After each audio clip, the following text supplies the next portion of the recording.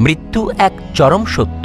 যে যত প্রভাবশালী ও ক্ষমতার অধিকারী হোক না কেন, প্রাণী মাত্রই মৃত্যুর স্বাদ আস্বাদন করতে হবে। মহান রবের ডাকে সাড়া দিয়ে চলে যেতে হবে।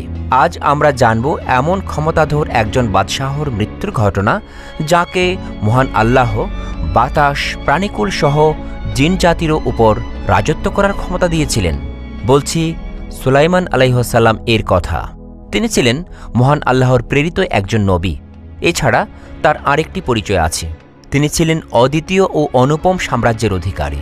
মহান আল্লাহ তাঁকে শুধু সমগ্র পৃথিবীতে নয়, বরং জিন জাতি, বিহঙ্গকুল ও বায়ুর উপরও আধিপত্য দান করেছিলেন। আর সেই বিশাল সাম্রাজ্য নিয়ন্ত্রণের জন্য মহান আল্লাহ তাঁকে দান করেছিলেন বিশেষ মুজিজা।